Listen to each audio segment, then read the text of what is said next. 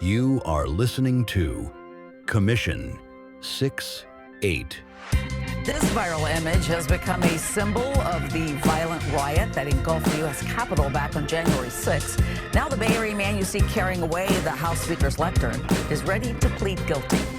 Adam Johnson will always be known as the Lectern Guy. On the evening of his inauguration, President Donald Trump not wasting any time getting down to business. He has just returned to the White House and is signing a series of executive actions in the Oval Office, where he is pardoning some 1,500 January 6 rioters who have been convicted for participating in the attack on the Capitol 4 years ago. All right, well, today we have a very special guest, Adam Johnson, also known as the Lectern Guy. Hey, how you doing? Welcome to the show. Thank you for being here. And first, let's just tell us who you are. My name is Adam Johnson. I'm known colloquially on the internet as the Lectern Guy, or the Podium Guy, or Via Getty. Accused of being a violent insurrectionist a few years ago. Since then, pardoned by the president, and just enjoying my time online. Well, let me ask you this. The lectern, first of all, what's the difference between a podium and a lectern? I get this a lot. So a podium is something that you stand on. A lectern is something you speak behind. And did you coin the term the Lectern Guy, or was that given to you? That moniker was assigned. So initially it was via Getty. There was a journalist who saw that the image that was taken was done by Getty Images. And when they give credit, they say via Getty or from Getty. And so people thought my name was Via Getty. And then that lasted for a couple of days. Then it was the Podium Guy. And then the internet corrected people. It's not a podium, it's a lectern. So the Lectern Guy was then birthed. That is my online given moniker. Well, you own it well, right? So I know you have a book called Take a Stand. Which, by the way, great name. Excellent name. I'm a big fan of naming things and coming up with great name. It practically wrote itself, right? Did you come up with that? I read it online a couple of times, went back and forth what the name should be, but Taking a Stand is definitely the right name for it. I think it's got a lot of double meaning to it. So, do you have a copy of it? I do. I have it in paperback. Very clean edition here, and I also have it in hardcover. And you can purchase these on my website. The website is called unlicensed.furnituremovers.com. Unlicensed.furnituremovers.com. So we're going to later on in the show, I'm actually gonna purchase one of those books and give it away to a listener. And I'm gonna purchase one for myself as well. I'm very interested to read it. I haven't read it yet. Also, my producer. He's a huge fan, first of all. He wanted to be on the show. I didn't let him because that's not his job. But he wanted to be here to ask you questions. But he wanted me to ask you, and we're going to get into it. We're going to hear your story. But it was Nancy Pelosi's lectern, right? I mean, that is what they say. But technically, it was purchased through tax dollars of Americans. That lectern is then, used by whoever the Speaker of the House is at the time. So it's been around for a long time. To say it was Nancy's is kind of a misnomer. It belongs to the people. Well, he wanted to know if it, when you picked it up, did it smell like vodka, or was there like a place where she kept vodka, or? I did check. There were no secret compartments. No secret compartments. Nope. There was a high stench of lacquer, not liquor. All right. Well, okay. So before we get into your story, you are a father of 5, correct? I am. 5 sons. 5 sons. Excellent. I love to. First of all, thank you for raising young men. There's not enough dads around raising strong young men. My last episode was actually about the falsehood of toxic masculinity and how no fathers in the home lead to weak men. So thank you for that. And that's got to be a lot of energy running around the house. It's I describe parenthood as a constant rebuilding and transitioning of yourself into becoming what they need as they grow. Being a parent changes from the years when they're 0 to 5, where they need a lot of guidance and a lot of, they don't really have personal autonomy yet. They act like they do, but they don't. It's our job to keep them safe and secure and raise them.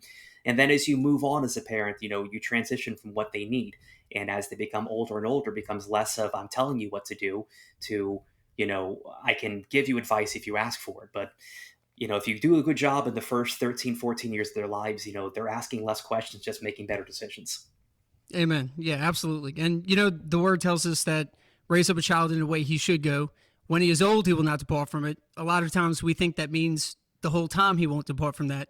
And I'm sure you have great sons. I'm sure they're doing great things, but keep up the good work. So let's jump into your story. And I want to start with how did you decide to go to DC? I know I saw it unravel live on the news. I didn't even know that was happening. So tell us about that.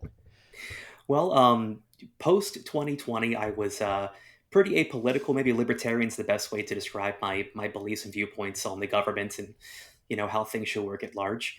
And raising 5 kids, having 5 sons, I saw Trump won in 16, and part of my politics was I'm a non-interventionist, don't really like war, don't think that my kids should have to fight for foreign allies across the oceans. And Trump gave us no new wars. He actually got us out of wars. So it was a big reason why I got on the Trump train. And we had some predictions that if Biden had won the election, we would see that same machine start up again. So listened to some podcasts, learned some stuff, really got more invested in it because I believe that you can't just sit back and expect things to get better from the sidelines. You have to actually be proactive and understand what's going on. So in that, I'd never been to a Trump rally in my life. I did vote for him in 16 and in 20 and in 24. And I decided, I would go to my first and only Trump rally in DC. I thought it was, the last hurrah, last one to see. So we bought some plane tickets to go there and went there with a friend and showed up to the first Trump rally. It's kind of a very impetuous decision, kind of spur of the moment. We bought tickets maybe a week and a half before January 6th. Yeah. So spare the moment, but that, changed your life forever, right? Yeah. Talk about two paths. So once you showed up, once you got there, what was the attitude like? Just walk me through the beginning versus going to the Capitol. What was the atmosphere? I always say it's almost akin to going to some type of fair, some type of local fair without the rides and cotton candy. There were still street vendors, hot dogs, things like that, but the ambiance, the demeanor of the people were just kind of happy, jovial. Even though that day we were, watching what we believed our country being stolen from us, but there was still a very positive energy in the crowd, still a very positive atmosphere. And we watched a bunch of people give speeches down by the Washington Monument.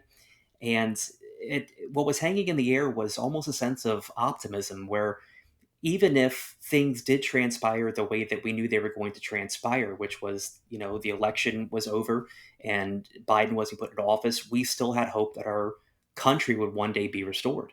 And us being there, sharing our voices and just being collective in DC was a way to show the rest of our brothers and sisters across the nation and the world that we're not going to go quietly into the night. So yeah, and it's important to have that voice, and it's important. And you would say everything was peaceful up until possibly it wasn't, but before the Capitol, everything was peaceful. Let me ask you this: did you notice anyone in the crowd trying to instigate anything before the Capitol? Not at the monument, not where Trump was speaking through, from the White House lot on the screen, not from when all of these speakers were on stage. No one was there to cause any actions of violence or commit any types of treasonous behavior. And I would be remiss if I didn't point out that the Capitol was actually being sieged and fences were actually being taken down while Trump was still speaking. So the population at the monument watching at that rally had nothing to do with the initial, breach of Capitol grounds. So you had two different sections. It was two different crowds of people. Yes. And that's why it's so important telling the story. That's something I never knew. Two different crowds of people. So then at some point, crowd from the monument goes to the Capitol. Yes. And it's important to also note that there was a scheduled rally at the Capitol that day as well on the books. So this was not some impromptu group of people that showed up. There was a scheduled rally to be held at the Capitol. Now, the planning of that is difficult to unpack and look into because anyone can say we're going to host an event and alert people and schedule something. But when those two crowds merged, you have to understand the crowd that was already at the Capitol had already started their walk onto Capitol grounds and, pushing through gates and fences. And there were police officers who were opening up those fences that were laid out to block a couple of sidewalks. And there were some people who did stupid things. But as far as the crowd that was at the monument, we walked slowly from the Capitol a couple miles down Pennsylvania Avenue to the Capitol. By the time we got there, things had already popped off. Right.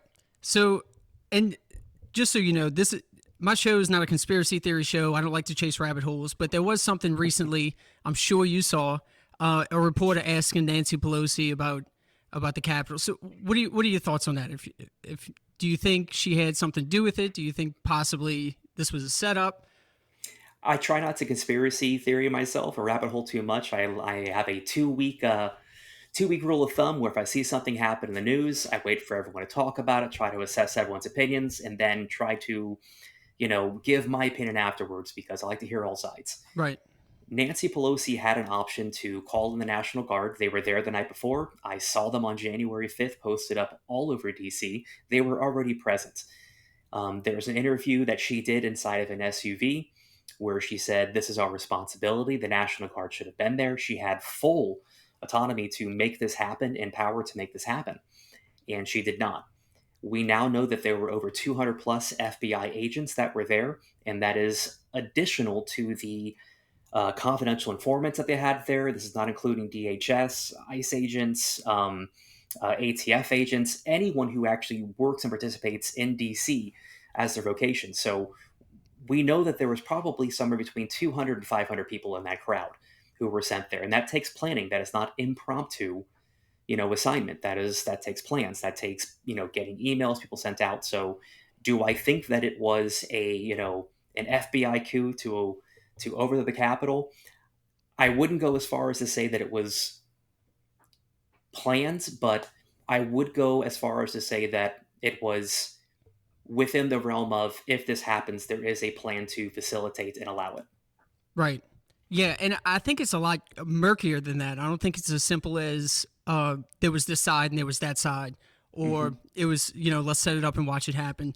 I think there's a lot of intricacies. There's a lot of nuances in the story. So now we've moved from the Washington Monument. Now we're at the Capitol, right? You walk upon the Capitol. Tell me what happens next.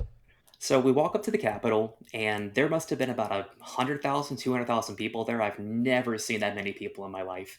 And I'm on the west side of the building. The east side of the building also has about the same amount of people. And when we walk up there, everyone's just standing around. There's probably 50, 60 police officers standing around in a semicircle on the west face of the building. And, there's 100,000+ of us standing juxtaposed to them. And we're standing around singing the national anthem. There's a video of this. And then from the police line, pepperballs and gas start raining down on us. There's videos of Capitol officers and Metropolitan Police actually saying that they don't have the authority to do this. This is not the correct response, but they did it anyway. So at that point, as we are pepperballed and we are gassed and concussion grenades are going off, I'm standing in a crowd of probably 60, 70 people, 2 or 3 rows back from the police line, and these canisters start hitting at our feet, probably 2, 3 feet away from me. And when these things go off, there is this intrepidal action that happens where if you were to detonate something in a crowd of people in the middle of it, you're going to have outward expansion from the center out, which caused the people in front of us to go towards the police, which we now see on video saying, this is when they started rioting. And it's like, well, they had nowhere to go. They were literally exploding canisters of gas at our feet. So it pushed people towards the police. And that's when the riot that we see all the videos ensued. Right. So that response by the police, from your perspective, you'd say that's preemptive. The canisters of gas, that's... Yes, we were standing around. There was no assault on police officers as far as I saw when I was there. Again, 200,000 people are there. It's a very large building, very large grounds. Yeah. I liken it to, if you're at a football game, when most stadiums hold between 50 to 70,000 people, if someone across from the stadium is in a bathroom, beating the tar out of someone, you have no idea that's going on. Right. Right. So to say that anyone, had any idea that police officers are being assaulted, or that everyone had an idea that police officers are being assaulted, is a misnomer. It's actually a falsehood. So where I was standing, people were standing around, and then they gassed and bombed us. So that's what happened afterwards. And then that causes a reaction. The, you telling the story, this reminds me, there's a great book. It's called The Guns of August. And it's about the lead up to World War One, like the 6 months, and then the first 6 months of World War One.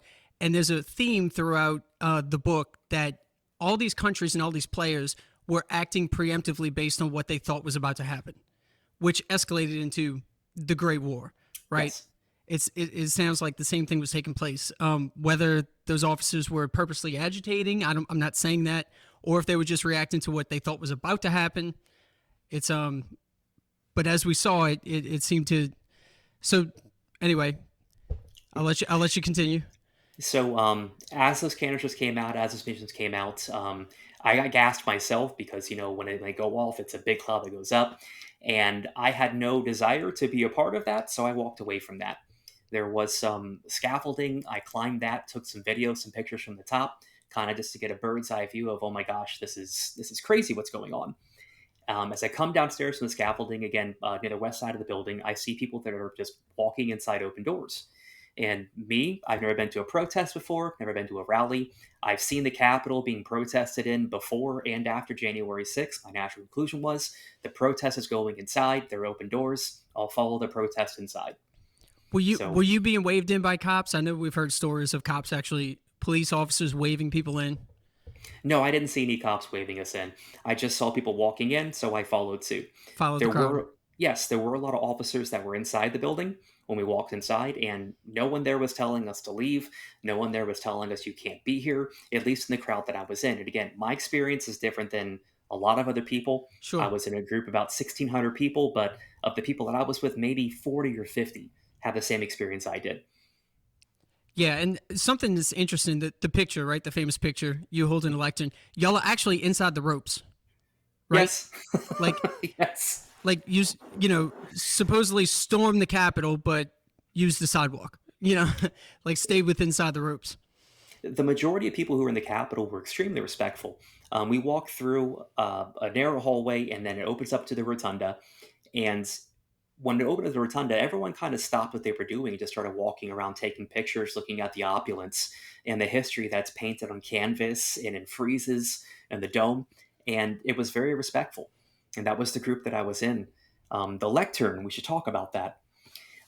There was the idea that I stole this thing, that I broke down Nancy Pelosi's door, and I took it from her private stairs and private stash and wares, and that is not what happened. This lectern was sitting out in the open. It was not in some secure place. I picked it up. I moved it 30 yards for a picture with it because I thought it would make a great picture in the rotunda, and I left it there.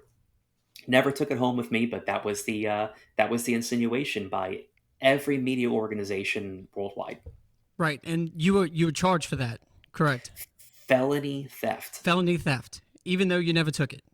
Yes, and even though they knew I never took it, there is CCTV footage that they had day of, day after, every single day up until I was charged. They had evidence of this. There was a news story the very next day.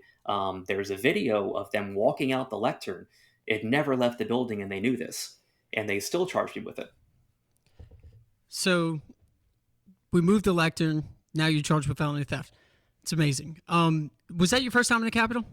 Yes, yeah. Actually. So I watched another interview you did. You were doing a Capitol tour. Is that right? Yes. Yes. So that day I was just taking a walk around. I'd never been there. I actually got lost in the building because it's a very large building. And I actually asked an officer, hey, how do I get out of here? I have no idea how to leave. And he was super polite. And he's like, oh, we're exiting people down the way. Follow this hallway, take a right, walk about 20 yards, and you'll see an exit. Okay, so you leave. So then at that point you leave. So how much time were we in the Capitol? 20 minutes? An hour, half hour? They say 20 to 25 minutes, somewhere in there. 20 to 25 minutes. And then you're walking where? Leave the east face to the building, go down some stairs, and I walk all the way back to Georgetown where my hotel is. And this is the part I'm very interested to hear. So when did the realization set in? So my phone had died inside. It was a long morning. I had it on some battery packs recharging in my backpack. And when I got about 10-15%, powered it on, and my phone became unusable because when I turned it on, messages, phone calls, DMs. I mean, every app that I had from, Facebook, Instagram, messaging was just blowing up. I could not make calls because things were still downloading. So I put it in airplane mode, read through a few things, and I was like, oh, everyone knows what happened. And if that wasn't bad enough, about 20 minutes after I got done looking through those things on the way to Georgetown, there was a couple riding their bicycles who stopped mid sidewalk, pointed at me, and said, "That's the guy from the Capitol." So I was being ID'd within 20 minutes of leaving the Capitol in public. Wow. Before you even knew. Mm-hmm. That's wild. So then you get back to the hotel. I mean, that must have been, I can only imagine, that must have been the feelings, the rush. Yeah. I called my wife and she said, "What have you done?" I'm like, "It's gonna be fine." I walked through the Capitol and I left. And she's like, "Have you seen the news? There's pictures of you. People are texting me. My work is getting threats." And I said, "Well, let me call some of my Leo friends and see if we can't figure out how to find a quick solution to this." So then this eventually leads to your arrest. It does.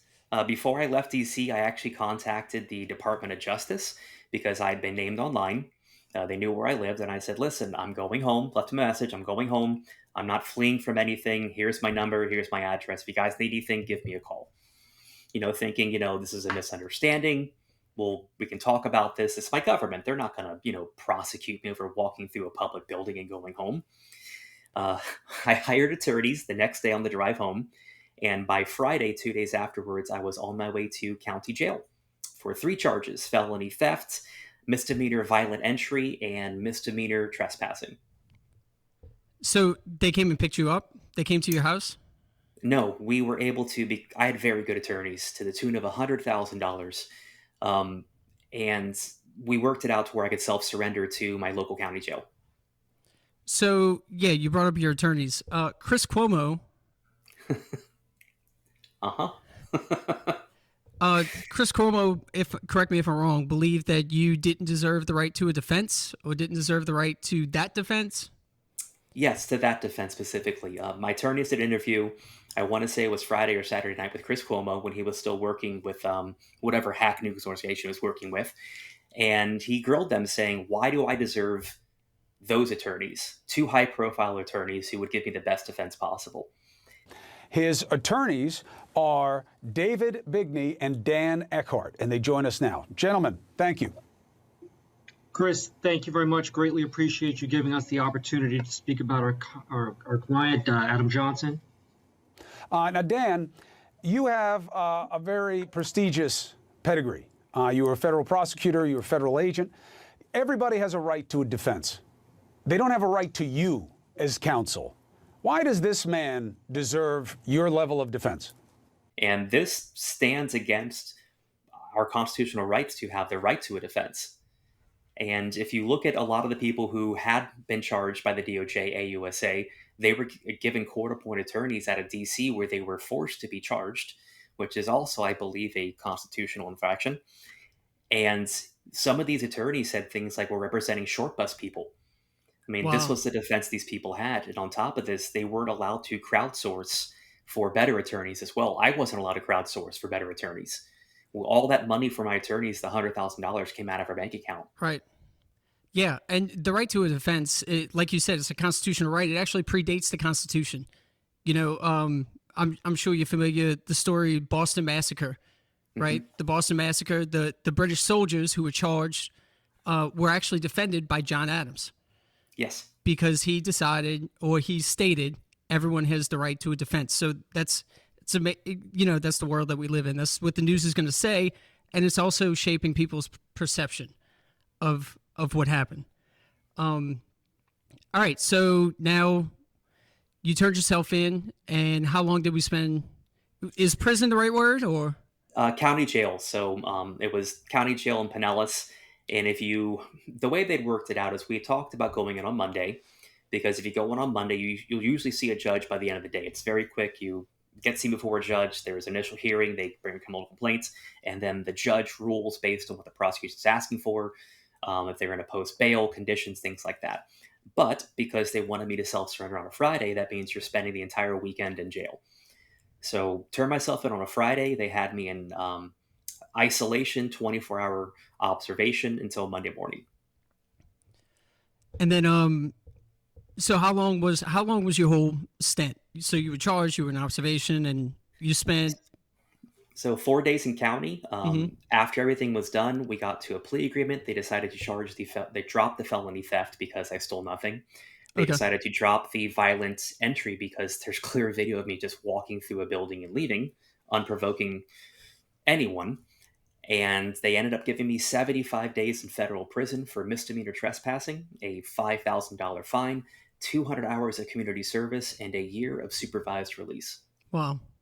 And with a stipulation of I could not profit off of my crime for 5 years or recoup any costs for my attorney fees. So tell me what that was like for your family.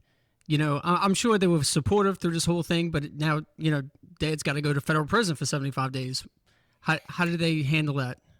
I mean, the best they could. We are honest with our kids. You know, we're honest with each other. And when we sat down with them initially, we told them, listen, you know, while the government says Dad committed a crime, I can't beat the government, and they're going to do what they're going to do. And we were looking initially at 10 to 20 years, which were some of the rhetoric they were espousing online, some of the rhetoric that the Department of Justice was considering. And my family was willing to face that and ready prepared to face that because, you know, my wife and I, we understand that when we make a promise to each other of marriage, it means forever. Amen. It is a commitment not just to each other, but to God. And we're going to honor that regardless. And my wife and I had that conversation immediately when I came back. I told her, look, if they're talking about 20 years, I mean, you're still young. I mean, she's in her 30s. My kids are, you know, 13 and under at this point. And it's like, I'm not going to be here to teach them how to drive. I'm not going to be here for weddings. I'm not going to be here for graduations, proms, you know, to raise them. I wouldn't expect you to do it alone. And she told me, you know, I gave her an out, and the good woman that she is, the faithful woman that she is, she said, there's no way I'm going to betray my oath to God, my oath to you. I'm here as long as it takes, and I'll be here when you get out. And that was our decision from day one. Yeah. Young men, take note. All right. If you're listening, young men, take note. That's wonderful. What a wonderful family. What a wonderful wife. Now we say Trump pardoned everybody. He pardoned most people. I think there was blanket pardons, but I think there was 18 commutations of sentences. Okay. So let me ask you this. Is there like a community of J6ers? Like y'all are, or is this like a close-knit family? In my head, I imagine y'all all like on a group chat sending gifts constantly, right? Sending memes. There are factions of J6ers. And, you know, it is unfortunate to report that there are some factions that are different than others, have different outcomes they're seeking and different avenues in which they're seeking them. And I can say that I wish everyone the best. Everyone deals with what happened to them differently. For my part, I try to communicate with everyone. I understand everyone has their own things going on, but I try not to draw allegiances between one group or the other. That's probably the most politically correct way that I could say. Yeah, sure. So what changed in your life after the pardon? How did that change your legal status? Unfortunately, it did not. It did absolutely zero for me. By the time the pardons came, I'd already served my entire prison sentence. I'd paid my fine, done my community service. I had finished up my supervised release. So the pardon, it's more of like a nod. Mm-hmm. You know, like, sorry this happened to you. How did it make you feel? I mean, is this still important? I'm indifferent on it. I have, okay. How do I phrase this? To get my pardon, I have to email the DOJ and AUSA. That's the Assistant United States Attorney's Office. My BOP number, which is my Bureau of Prisons number. They assign you when you go to prison. I have to give them my case number, date of birth, name, social, all these things. And at the end of it, they will, after they, you know, look into everything, they will email me a PDF file where I can print out my pardon at home. And, you know, I try not to have too much of an ego, try not to be too much of a narcissist, but I think they can send me a piece of paper. Yeah. You know? Yeah, you can frame it next to the picture of you holding the lectern, obviously. Where else would you put it? to print it out at the house, I don't know. It kind of feels like a slap in the face is probably the wrong phrasing to use, but it kind of feels like a diminished response. Yeah, that's probably the best way to put it. Yeah. So before I let you go, first of all, thank you. That excellent story. Thanks again for being here. I want to tell the listeners, right, my sponsor, freespoke.com. So Adam Johnson, the Lectern Guy. If you Google Adam Johnson, you're going to get the top 3 pages are going to be liberal bias media results. Okay, if we use freespoke.com, you get both sides of the story. You get all political perspectives, and give them promo code COM68 and receive 35% off. And don't take my word for it. Do it yourself. Go Google Adam Johnson and then use FreeSpoke. Find out the whole story. That's part of why he does all these shows, tells the story. It's important to have information. And Adam, what's next for you? Tell me a little more about what you're doing through Unlicensed Furniture Movers and the book. Well, I don't have a Give, Send, Go. I don't have a GoFundMe. I'm not one who wants to ask for charity. I'd rather, work off the $100,000 in attorney fees. So I sell books. I sell, trinkets, this and that. And as far as my ambitions, after getting reimbursed for the $100,000 attorney fees, I'm working with state legislators to get a couple things passed in my state. The big thing I'm pushing for right now in the state of Florida, if you have like 30 seconds, if you're in public school, the default for sex education is you have to opt your children out of sex education in public schools. I think it should be the exact opposite. I think that if we're going to push for parental rights, then the default should be, I have to opt my kids in for this. So we're working on getting legislations passed where the default is there is no stranger that gets to talk to children about sex or orientation or gender or any of that without the parents' permission. So that is what I'm working on for the next year. That's awesome. Yeah, no, I completely agree. I did 2-3 episodes ago about Netflix. I'm sure you saw the big stir right on X with Netflix, with all their shows, which, unfortunately, a lot of times when, and you have 5 kids, when things get hectic, you just throw on the TV and kind of let Netflix babysit them, and look what they're doing, know? Well, they are consistent, if not anything else. Yeah, and persistent, and yes, absolutely. So that's great work, Adam Johnson. Everybody, where can we find you? You're on X, the website, unlicensedfurnituremovers.com. Is that right? That's correct. On Twitter, you can find me, or X, you can find me at Lectern Leader. Okay, and then the last thing I said, we were going to give away a book. This is my question. So text me when you see the podcast. Send us a text. My question is, it's kind of fitting. There was a president in United States history that threw a party at the White House, open to the public, and the White House got trashed. That's a true story. Which president was it? First person to text me which president that was gets a free copy of Take a Stand. Sounds good. I will also sign that copy. So awesome. All right, great. Thanks for listening, everybody. Adam, thanks for being here. Thanks for having me, man. All right, have a good one. In today's world, when media moves lightning fast and so many people are so quick to give you their perspective, give you their opinions on something that happened without knowing all the facts, it's always great to get back to the source, get back to the person, hear it from the horse's mouth.